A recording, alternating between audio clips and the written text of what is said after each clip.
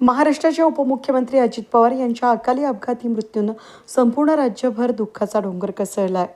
त्यांना श्रद्धांजली वाहण्यासाठी वणीकरांनी ग्राम सचिवालय या ठिकाणी 29 जानेवारीला सकाळी 9:30 वाजता हजारो लोकांचा समुदाय उपस्थित होता. यावेळी श्रद्धांजली वाहताना वणी ग्रामपालिकेचे उपसरपंच विलास कड यांनी अजितदादांच्या कार्याचा गौरव करत त्यांच्यासोबतचे अनुभव कथन केले. प्रशासनाला हादरवणारे निर्भीड व्यक्तिमत्व हरवल्यानं बारामतीसह दिंडोरीकरांचंही मोठं नुकसान झाल्याचं सांगत वेळेच्या बाबतीत अगदी शिस्तप्रिय व्यक्तिमत्व, सर्वसामान्य कार्यकर्त्यांचे नेते आणि सर्व समाजाला घेऊन जाणारा नेता आपल्यातून हरवला असल्याचं विश्वास देखील बसत नाही असं त्यांनी सांगितलं. अनेकांनी श्रद्धांजली वाहिली.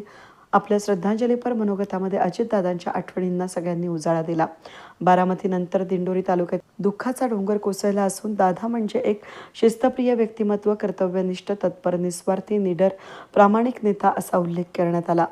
दादांनी अनेक चढउतार बघितले पण राजकारणात गडबडले नाहीत. त्यांच्या जाण्यानं न भरून निघणारे नुकसान झालंय.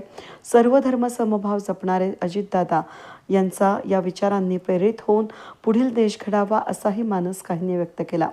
लाडक्या बहिणींचा दादा, महाराष्ट्राचा विजन असलेला नेता, दूरदृष्टी असलेला नेता हरपला अशा एक ना एक उपाधींनी दादांच्या कार्याला सलाम करत सर्वांनी श्रद्धांजली अर्पण केली.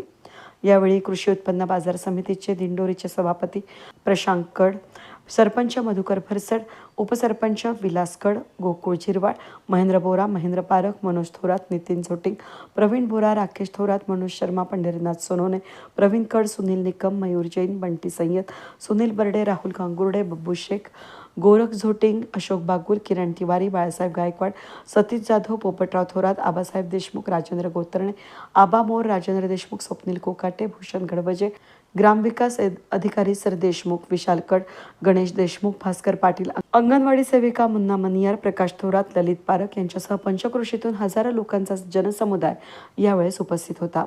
वेद न्यूजसाठी प्रतिनिधी सागर मोर, वणी.